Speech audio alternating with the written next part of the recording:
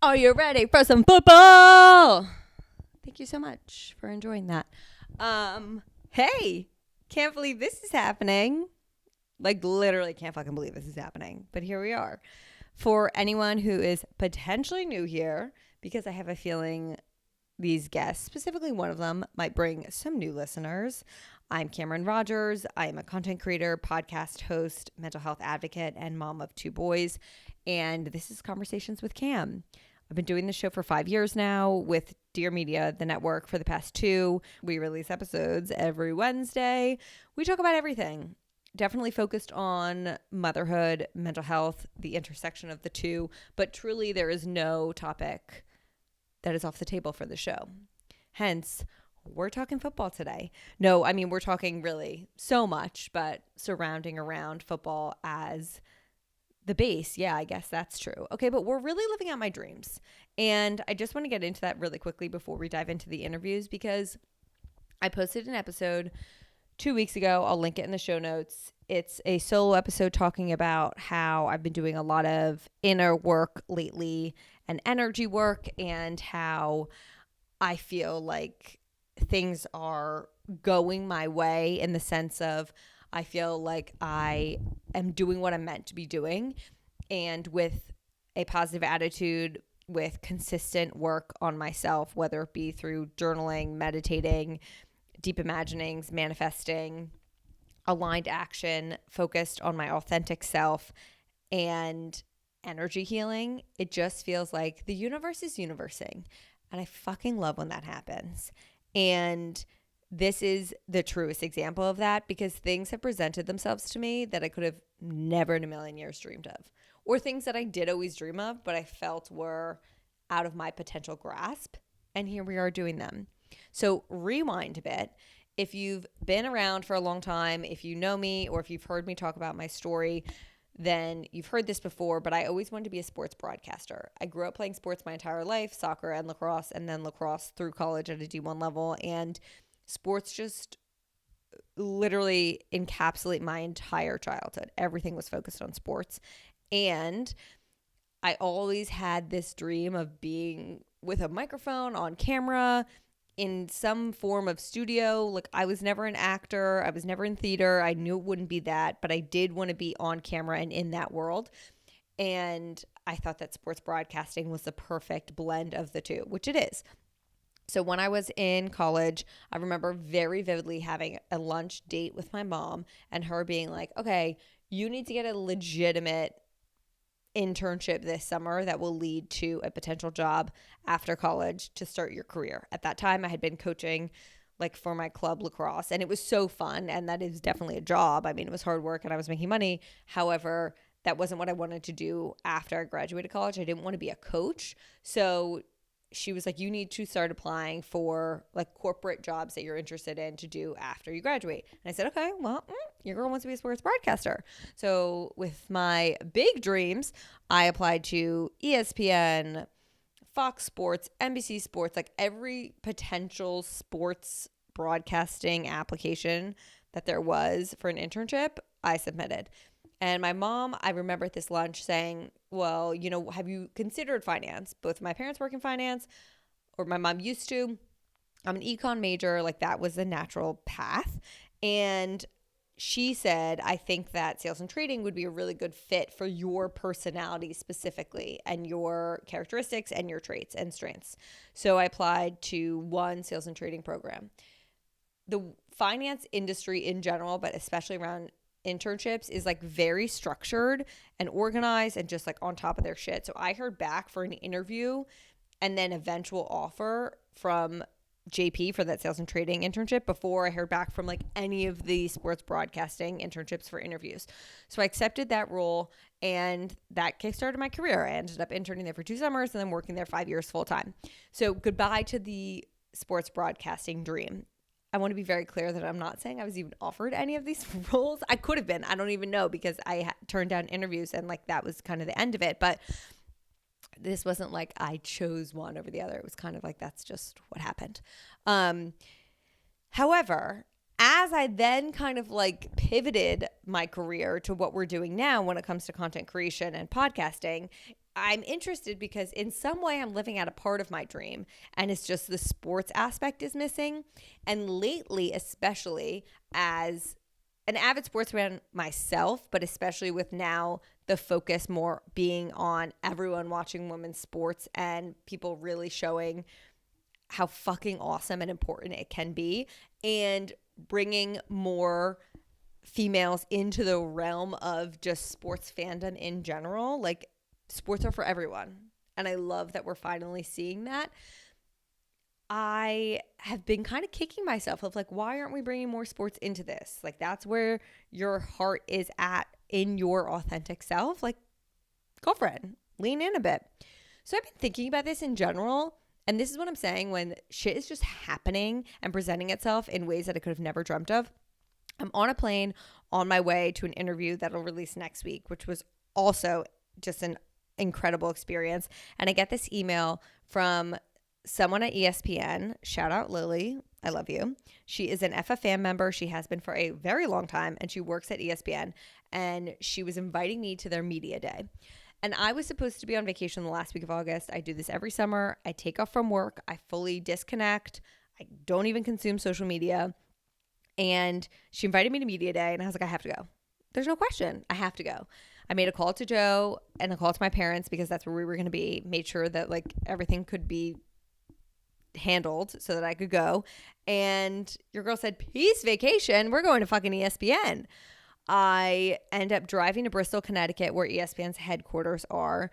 Truly a surreal experience because I just can't believe this is happening. I really honestly had no idea what ESPN Media Day entailed and like what was in store for me. Really had no idea. When I think back, I'm like, what was I even thinking was happening when I drove in there? But I had been told that Jason Kelce would be there for a panel, and there was a potential to get me some one-on-one time with him and with some other incredible ESPN talent.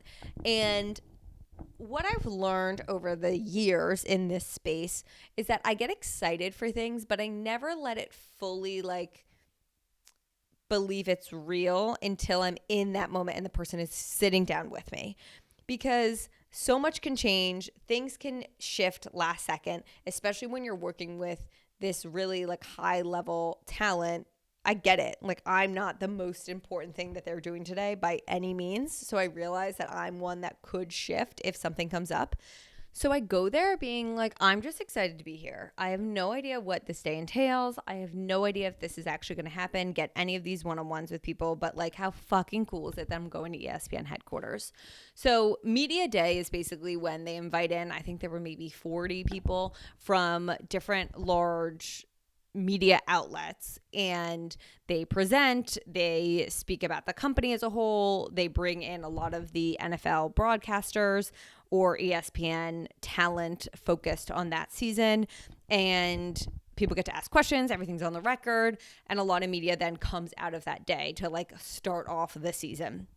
So the first half of the day is very focused on like ESPN as a company. So we hear the chairman speak, who was amazing. We hear a lot of his direct reports speak. We hear about more of analytics and, you know, user statistics and what they're focused on doing and how they're evolving and how they're growing and new projects they're working on.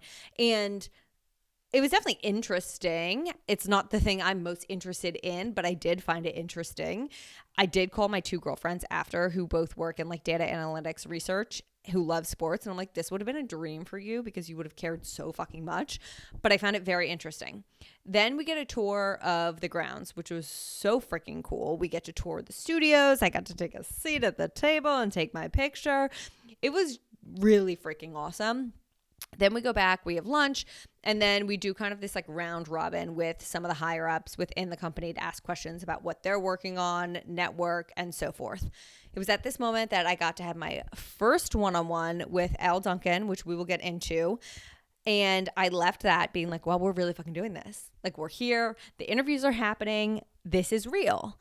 We then sit down and hear Laura Rutledge lead a panel with Jason Kelce and Nick Saban, which was just remarkable that I was there witnessing this, sitting literally 10 feet from them because I was sitting right at the front of the room. Like, it was wild. Laura was so incredible. Both Nick and Jason were awesome. It was a really eye-opening experience of like, this is one of the cooler things I'll probably be a part of and witness. And yes, I was sending photos to my husband, freaking out. And yes, he was also at home freaking the fuck out. So after that, panels continued, but I missed out on them to do 2 of the interviews. I interviewed Laura Rutledge, who I just want to hang out with all day long. And then the time came, and I did, in fact, get the interview with Jason Kelce. I still can't believe those words are coming out of my goddamn mouth. I cannot fucking believe it. I want to recap every single interview with you all, but we're going to do that after each one. So first up, let's start with Jason Kelce. If you are an Eagles fan like me, or you're someone who has been a football fan, or simply just consuming media within the past year, you probably know who Jason Kelce is. He was the star center for the Philadelphia Eagles for all 13 years of his career. He just retired. He was a 7-time Pro Bowl selection and a 6-time first-team All-Pro selection. He won the Super Bowl in Minnesota, where your girl was there. Me and Joe flew to Chicago, drove to Minnesota. We're in the stadium for the Super Bowl. Never seen my husband so fucking happy in his life. It was truly one of the most incredible moments for us. It was awesome. Jason has a brother, Travis Kelce, who I feel like everyone listening to this show knows, because I really want to make the joke, like the TikTok joke that Taylor Swift put him on the map. And I say that kidding. I kid. I know Travis Kelce was on the map, okay? Like, I know he's a very fucking amazing football player. But he also is now dating Taylor Swift. And that was the TikTok joke of the girls playing a prank on their partners, being like, do you know this Jason Kelce guy? Like, Taylor really put him on the map, because it was fucking hilarious to see the men's reaction to that. Anyway, Jason and Travis host a very, very successful podcast, New Heights, which I love. Just signed a $100 million deal with Amazon's production, Wandery, and has, I'm sure, incredible things to come. Personally, I love watching their content, especially Jason, because he's so emotional in such a positive way, in my opinion. Like, I love seeing that contradiction of like this big, strong, burly football man crying. I love that. And I think that that's what we need more of, especially for the boys growing up to see. So I'm a personal big Jason fan. And since retiring from the NFL, he is now an analyst on Monday Night Countdown, which is the pregame show that airs before Monday Night Football each Monday from 6 to 8 p.m. Eastern on ESPN. So he will make his regular season debut next Monday, September 9th at 6 p.m. Eastern on ESPN before the Jets play the 49ers on Monday Night Football. I love him so much, even more so after this interview. So let's just get into it and then we'll recap. Okay, I'm really excited because I'm an Eagles fan. Oh, wonderful. I saw you win your Super Bowl. Where are you from? No, I'm from Jersey, Central Jersey. But it's like the divide. Yeah, right. But my parents are from Pennsylvania. Okay. Which I also wanted to say, my grandpa went to Lower Merion. No way. And my parents both went to Harriton. Oh my gosh. So we're in that area a lot. Yeah. And my husband and I we flew out to Chicago, drove to Minnesota, went to the Super Bowl. Wonderful. I have never in my life, getting married, having 2 kids, never seen my husband so gleeful and happy, and just like the expression, the tears of joy, like he was running through that stadium after you guys won. So like excited, it was like nothing I've ever seen before. I've got a photo of him in a hot tub with a cigar crazy, at 2 in the morning. Yeah, it was a crazy experience. I'm right there with him. Yeah, it was awesome. I want to start. I'm raising 2 sons, and I really want them to be in touch with their emotions, vulnerable, just empathetic. And I love how much I've seen you and your brother cry on the internet. Sure. And I mean that wholeheartedly. Yeah. So was there something specific that you can point to that your mom did while raising you both, or your dad, to encourage that emotional availability? I don't know. I think my dad and my mom are both emotional people. So I think that, we grew up expressing emotion a lot. And I think that lends itself to being open to do that. Like, I think, and there's great strength of that. There's also great weakness, to be honest with you. Like, I wish personally that I had more control over my emotion. Okay. I think that it's really healthy to do it in the right way. And sometimes it takes over me to an extent that I don't think, you're not releasing it in the right way or at the right time. And I wish I could control it more, but it's one of my weaknesses and strengths. I don't know. I go back and forth.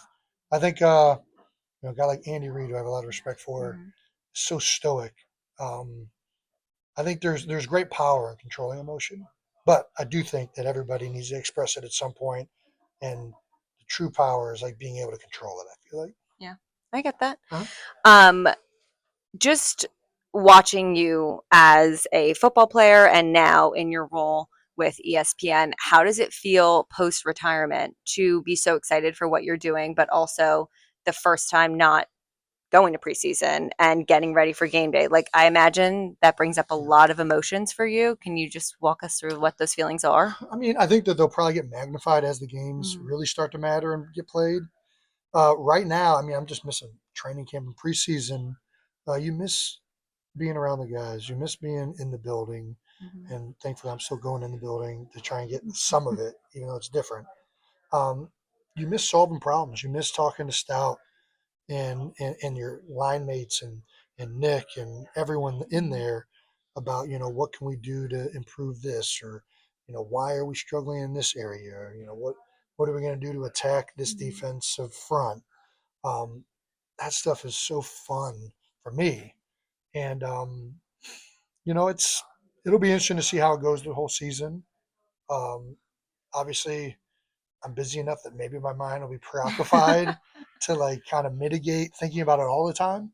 But I know from talking to a lot of players, it really starts to set in once the season starts, and you really realize how much you miss that. Remember talking to Chris Long. When you play, your emotions are always up and down, up and down, up and down, and that up and down makes you feel alive. The emotion of saying highs, and then like you lose a game and you hate everything that's happening is a feeling that you got to get used to in retirement.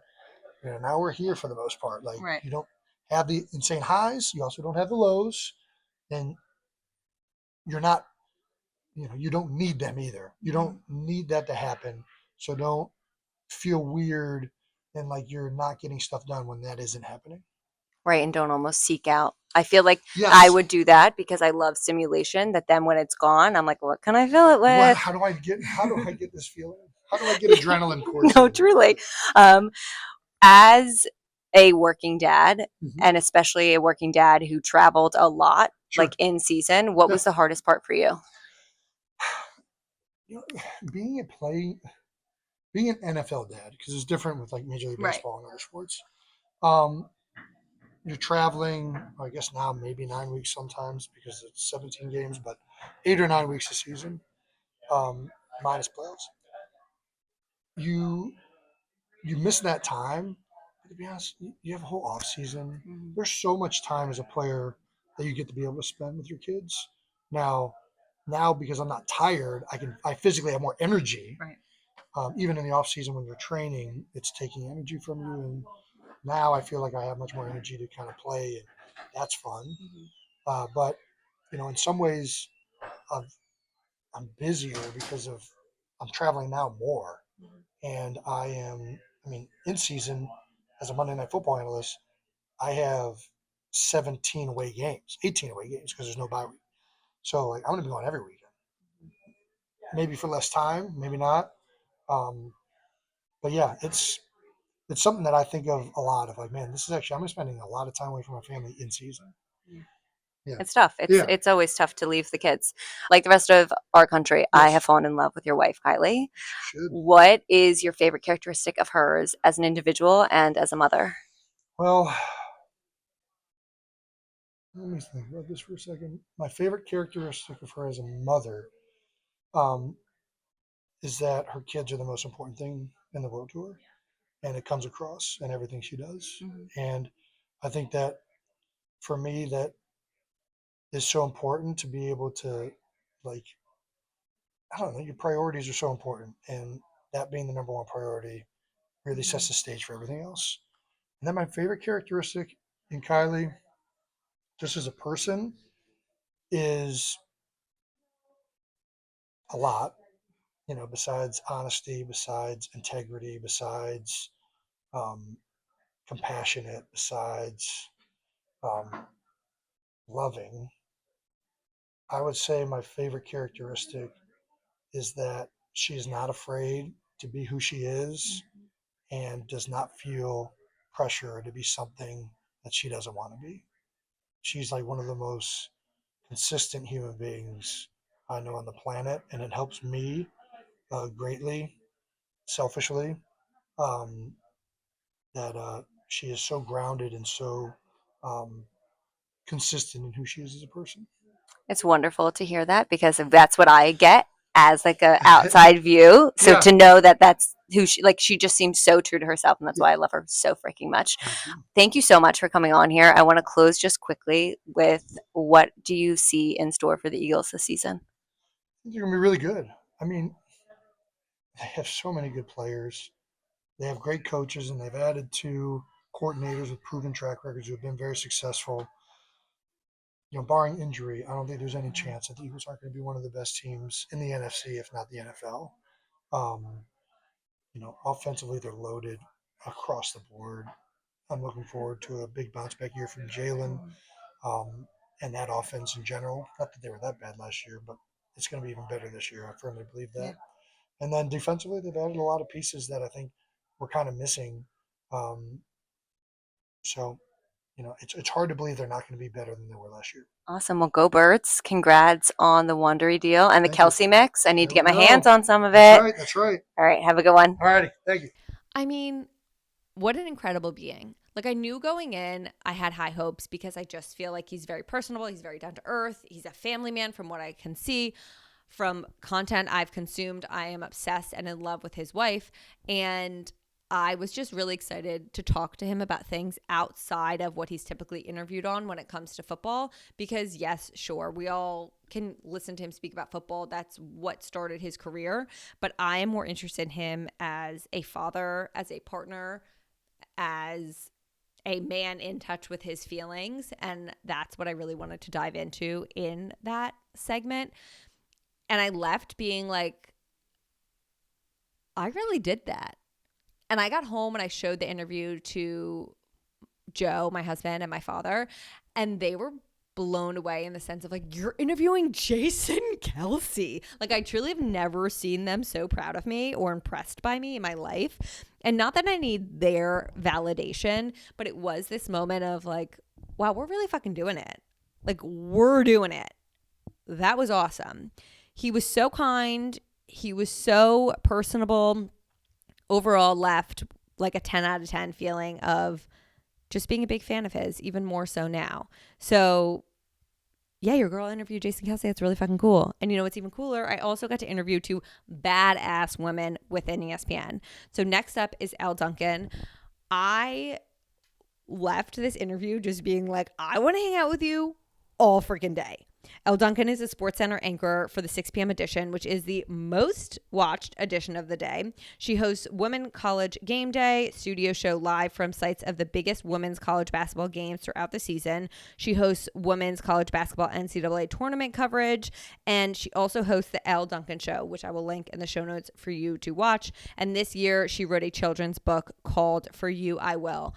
Elle was such a just like light and bubble of good energy and just someone I want to be around. Like, you can tell she's a fucking hardworking badass, knows her shit, but is also so much fun. I left feeling like I gained a new friend. We're hoping to have her on the show for an extended episode. She was amazing. I'm an even bigger fan now. So let's dive into the Elle segment. I'm so excited to be here because truly, you're living my dream, and we'll get into it. Okay. But I grew up playing sports my whole life. I played at a D1 level, and I was like, I want to be a sports broadcaster. You're a sports girly. Like, I just wanted to be talking about sports because it's all I felt I talked about, and it controlled my life. And I wanted to be on camera with a microphone. So, and you are. well, yes, just in a different way, but yes. So I want to go back, like, what initially interested you in sports broadcasting? Honestly, I thought when I was younger that I wanted to be an actress. Ooh. So I did the thing that a lot of failed actresses do. I left college to take a gap year, move to LA during pilot season, and live my dream. 4 months later, with no prospects, an agent, or any auditions, I moved back because I ran out of money. And I think what I realized in that space was I actually wanted a job where I could be myself. not a job where I played other people. Yeah. And so when I thought about the things that were important to me, the things that excited me, it was always sports. I come from a sports family. I'm a sports girly too. I played softball my whole life. And so the idea that I could be like a Robin Roberts, someone that I looked up to my whole entire life, that I could, challenge the dudes at the bar and in the same way get paid for it on TV. It just felt like that was my lane. So at about 20 years old, I sort of like really narrowly focused on sports. I mean, truly, like, that's the dream of being yourself and getting paid to do something you love. Right. So as a female in a male dominated industry, what is the hardest part? And then what advice do you have for young girls who are watching this or watching you who want to get into this industry? So I would say the most difficult part about being really any subgroup in a space that's not mainstream is that there is a lot of having to sort of carry the pail. I actually see it as a bit of an honor that I try to bring a woman's perspective, but also champion women. So I think that's great. But honestly, my advice in general is just to show up and be prepared. Those are the things that you can control. I cannot control if any of the men that I work with think that I'm here simply because I'm a woman and checking a box, or think that I'm here because I'm hot, or I can't control any of those things. But what I can control is that I am well prepared, that I know what I'm talking about, and that I earn the respect of my colleagues. So when I came to a place like ESPN, I put all of that aside. I didn't walk into a room going, I'm the only woman, hear me roar. I walked into that room saying, even as a woman or anything, I'm going to come in here and earn your respect by doing the work, by being a great colleague. And I would say that that's the thing that you can focus on. Control the controllables, which is how you show up. And I think not trying to sort of force the issue, not just organically, making your voice heard is really, really important in this space, because as you continue to climb in your career, your cachet will allow you to speak up and make sure that women's voices are amplified. So build the cachet before you come in, right? You win more, what was it? You win more flies with honey than with vinegar. That's always been my approach, is to earn everyone's respect, because once they do respect you, your voice carries a lot more weight. I love your children's book. For you, I will. In it, one of my favorite lines is, self-care is not selfish. And that's something that I am like a huge proponent of. I have a whole Substack focused on like filling your cup and prioritizing your mental health and your well-being, especially as a mother, because you cannot pour from an empty cup. Like I need to fill mine before I spend all day filling everyone else's. How do you, as a human, but especially as a mother, prioritize self-care? Like, what does that actually look like for you? What does that mean for you? Yeah, I do it really poorly. I say, we're all trying. We all say it. We try. We say it. The truth is that this is hard work. You know that, right? This space is really, really hard work. And the truth is, if I could tell 20-year-old me that was hustling and grinding and saying things like, I'm going to hustle and do what I got to do now to do what I want to do later. If I could tell her, oh, sweetie pie, you're still going to be doing that 20 years from now. It never ends. It does not end. I would probably have prioritized from the very beginning, setting boundaries. It's very hard for me to say no, as it is a lot of women, right? We feel like when we get these opportunities, we can't, we don't know if another opportunity will come. So we need to take advantage of everything. And I would say that it takes some of the pressure off of yourself. And that's how I help myself. I go to therapy, which is what fills my cup. I love it. As busy as my schedule is, I will carve out that 1 hour with Jean, no matter what. I like to work out, which helps me. And then honestly, I think it's fluid. Like sometimes I have an exorbitant amount of energy anyway, but sometimes it looks like me saying, as much as I love mentoring, as much as I love and prioritize doing my community work, this is a week that I really need to look at me. And if that means sleeping in that day, working out that day, getting a massage that day, like that's what it looks like. So I think it's really just about being flexible and nimble and understanding that at different periods in your life, self-care looks very different. I totally agree. And I think especially as a mother, it's like self-care might be that 5 minutes where you just like sit in silence. Correct. And you're literally by yourself. It doesn't have to be this like gorgeous bubble bath with candles. No. Like we've set an unrealistic expectation on social, unfortunately, sometimes. And I think that almost deters people from doing anything because they're letting perfection get in the way of progress when it really could be the smallest thing. Paralysis by analysis, right? Well, I fall into that so easily. I'm like, okay. And then last question, as a SportsCenter host, like you're covering so many different sports. I'm curious, like, how do you even remember everything? Like, how are you actually taking in all of the information? And then what is your favorite sport personally to cover? I would say it's divide and conquer, baby. I mean, honestly, a SportsCenter anchor is kind of jack of all trades, master of none. And you have to prioritize the season. Like right now, we are about to reach the WNBA playoffs, which means that is my priority because I cover it. I am a football girl. I love football. I was raised in the South. I was raised watching the Broncos games from the time I was 5 years old. Like I love football. And that is a huge sport, as we know, when we're moving into football season. And certainly that's going to dominate a lot of our coverage. We've got millions of experts at football, right? Like I'm one of a handful that covers the W. And so that's what I will prioritize right now. And then when the W is over, I'll be able to prioritize football. And then when football season's over, you sort of, move to NBA and that becomes your main focus.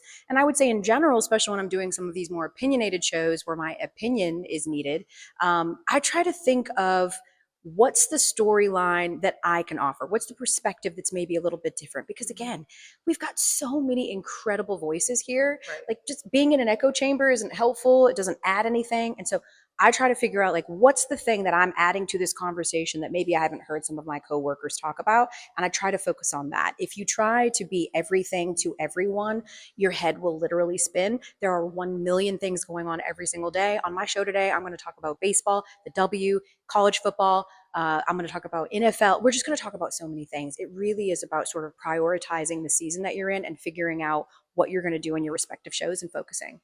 Wow. I mean, it makes my head spin just thinking about it, but it's why it's so important to have diverse voices, whether it be gender, race, like location, demographic, all of those things. Thank you so much for doing this on the go segment.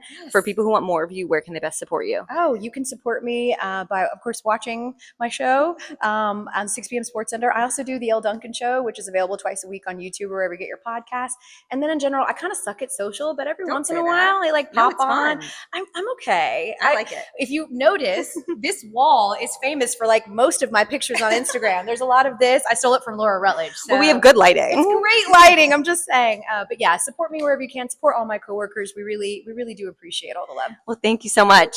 I mean, just the vibes are immaculate. Like there's no doubt about it. The vibes are immaculate. And again, she was the first interview of the day and I just left feeling like, wow, this is so cool. Like I'm living my dreams and we're really doing this. Next up, and the last of the interview segments, was with Laura Rutledge. Laura hosts NFL Live, which is a year-round show on Monday through Friday at 4 p.m. on ESPN. She's the host of SEC Nation, so Saturday morning SEC Network pregame football show. She travels to host a different SEC game location every Saturday throughout the season, which is crazy to me. A sideline reporter for multiple Monday Night Football games this year, including their 2 playoff games on ESPN. A sideline reporter for a college football playoff game. Last year it was a Rose Bowl. Go Laura. Hosts the show with the Masters. Dream for me to go to the Masters. So I'm going to just manifest going to the Masters with Laura. And hosts ESPN's red carpet coverage each year at the NFL Draft. Another dream. I just love everything about her. We have kids similar ages, so I feel like we really connect on just the fucking mayhem that is happening behind the scenes and behind closed doors. Like I know what she's going through on that front. So then consuming her content, I'm like, girl, how are you doing this? How are you possibly doing this all? Because she's doing it all and doing the most. And I loved her brutal honesty in this interview of just being like, I live in fear around remembering everything and being live. And again, just another girl's girl, someone I want to hang out with. I left there being like, Elle, Laura, can we just hang out all day? I mean, Jason, yes, I love you too. But they were just so much fun for me to connect with, to really witness like these women are out here living the career I dreamed of and showing me like what is possible and how you can truly be successful in this industry and also be an amazing mother. So here's Laura. I'm so excited. I love you. Like, no, I love you. I was going through your content and I was like, oh, I love her. Oh, she's like me. Oh, okay. So many questions. First and foremost, like, how do you do it all? Because when I watch your videos of like, let me get ready for getting to the office, I'm like, you've lived a whole life. And I joke that parents live a whole life before 9 a.m., but like you've truly lived a whole life. So do you find time, whether it be in the morning or some part in the day, like for yourself? I'm big on filling your cup. So like, do you? And if so, how? I probably need to fill my cup more. Yes. Yeah. Thank you. I like this little mic. So that's on me, right? But what I found is that it just goes in waves. So some days there's a moment to like really take a shower and not be thinking the whole time, I think I heard somebody cry, or like, did somebody fall down, or what's going on? Or sometimes like the kids are in there with me because that's the only choice. But I've also found that this is such a chaotic time of life, and it's just going to be this way for a while. And I've kind of accepted it and trying to lean into it and enjoy it, because I know I'm going to miss it. And I know it's corny, but there are so many of these songs that are like, you're going to miss this. And people tell you that, you know, and I'm like, you know what? I am. Now, when I'm wrestling with somebody trying to get in the car seat, I don't know if I'm going to miss that, but most of it I will. And so I try to live in that state of mind, and I think it helps sometimes. No, I do agree, but I also agree that there are things I will not miss. You have kids very similar age to me, so there are nights of broken sleep.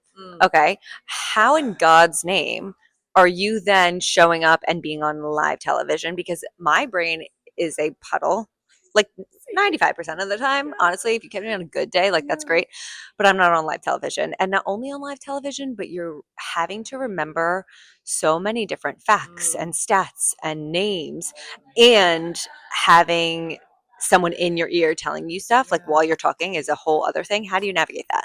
So it's funny because I live in fear is how I navigate it. I'm always like, oh no, today is going to be the day where I really mess something up. And it gets to the point where if you ever watch NFL Live, especially, you'll see that I do have my phone there. I have it there partly because if something goes wrong at home, like I want to know and I want to be able to help. But also because if I need to do a quick Google search, your girl will do a quick Google search on live TV. I'll be like, I think I'm right, but I'm not totally sure. So let me just triple check myself. And I'm going to make mistakes, and I have to accept that. But I think, you know, just in general, trying to keep a sharp mind is so hard. And I do feel it I think has made me so empathetic to people. Like if I run into somebody who seemingly is struggling, or maybe they're having a bad day, or they're coming across rude or something, I'm like, you know what? I don't know what you went through earlier today, but I get it, because it can be, but really I live in fear is the answer to that question. Just constantly afraid and ready to shit myself. Okay, so as a female in a like male dominated industry, A, what's the hardest part for you? But B, what are you trying to set as, I guess, like trying to instill with your daughter of like, this is what we can do. We can be strong, working, fierce, confident, amazing women. Like, how are you also trying to implement those beliefs in her brain? Because it's so important even from a young age. Yeah, that's so well said. I mean, I just want to actually clip off what you just said, because that's it. And I think, you know, for me, as someone who has oftentimes struggled with feeling confident and feeling like, you know, maybe I'm failing at things all the time, I'm trying to really be conscious of what I'm saying and how I'm talking about myself, because I am like a notorious, you know, oh, like I stunk at that, or and it's part of being a perfectionist and like a, you know, I expect great things out of myself, right? But I think there's a fine line there, and I've really found it in watching her. And she's only 4, but there are so many times when, you know, she'll even look in the mirror and say, oh, there's like, my hair is not doing what I want. And I'm like, no, you look perfect. Like, we're living in that world. We're not living in the critical world, which is, it's natural. It happens. But I think for me, you know, what I've been fortunate about here, especially, is I'm surrounded by wonderful men who are great fathers and husbands, and who have daughters, some of them. So they surround me in such a great way, but it's a way of respect. So it's not just, oh, we have to be nice to her. It's no, they respect me, and they're so great about how they convey that publicly.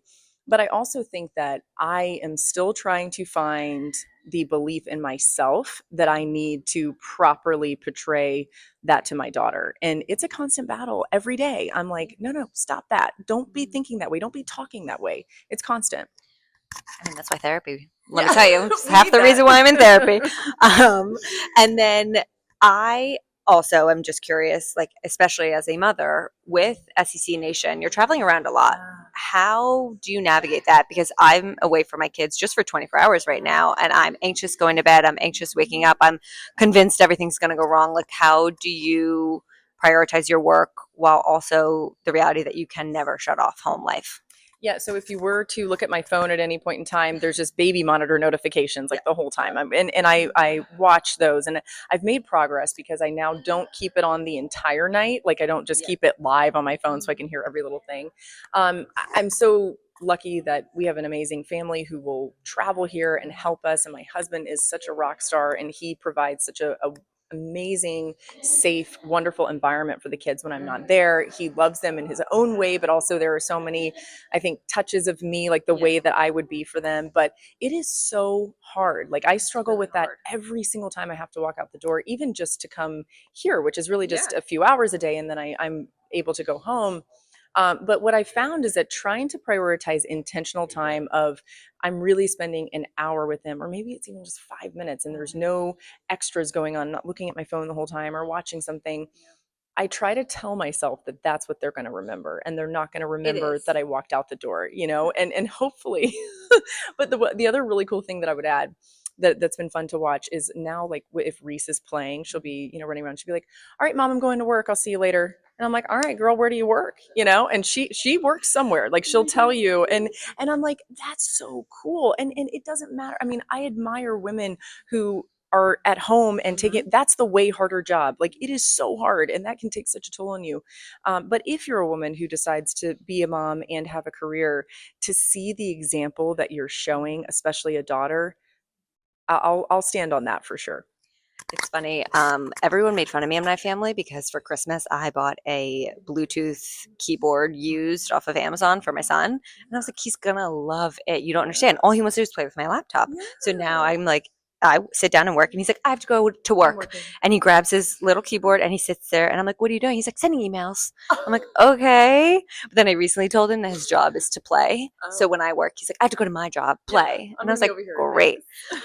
Okay. I have to ask, you have the most perfect hair. Oh. What has gone into this? Okay, well, so I would say 3/4 of it is not actually attached to my head permanently. So there's a lot of weave in here. Like if you were to, there's clip-in extensions. You got like the bachelor hair. Yes, I wish. I mean, if you see me do my hair, it's just like slicked back, and it's funny because my daughter will be like, I'll come home at like this, and I'm like, take it out as quickly as I can because everybody's pulling on it and it's like getting stuck in somebody's toothpaste, and it's not. And she'll be like, oh, but mom, what happened to your long, beautiful hair? I'm like, well, it's over there in the corner. Your girl is back to mom. And it's going to be up here. But no, I mean, I also realize that like, this is very unrealistic, and I'm always very humbled when, I'm doing it myself. I'm like, oh no, it's bad. Okay, well, it looks amazing. Thank you so much for coming on here. Where can my community support you if they want more of you? I love that. Okay, well, you can find me on Instagram. It's Laura M. Rutledge. I do some TikToking. I sounded like a really old lady the way I said that. I'm on the TikTok. That's really where you can find like the most of the family stuff. And yeah, I'm on X too. But I think that I was just like, what the fuck is X? It's same. I don't know. I now I've started calling it X because I felt like I was the only one still calling it Twitter. When you said that, I could not compute. You're like, what is that?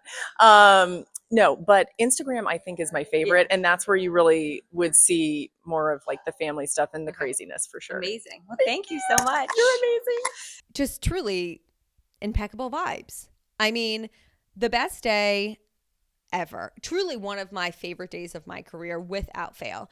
When I got to the beach and I was showing my parents and my husband all of this content and like really like explaining everything I did, my mom came up to me at the end of the day and was like, I hope you go to bed tonight so proud of yourself, and really acknowledge the fact that you've dreamt of doing something along this lines for so long and you're out here doing it. And you should be so happy. And I really was, and I am. And I sat there and I journaled at night because I think that it's really important to journal when you're also living these highs, because I want to reflect on that. I want to reflect on the positives and what led me there and how I'm feeling when it's happening. And I just feel so proud of myself. I feel so grateful for this community because truly without you guys, I wouldn't be doing any of this, and you are fucking amazing.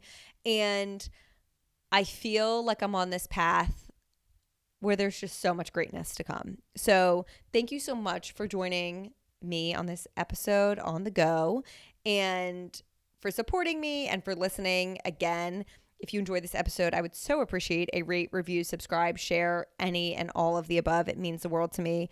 And welcome to Conversations with Cam. If you're new here, we release new episodes every Wednesday. We have a lot of fun. We laugh. We cry. We get real. My brain's usually all over the place, as it was today. But I appreciate you all, and I will see you next week.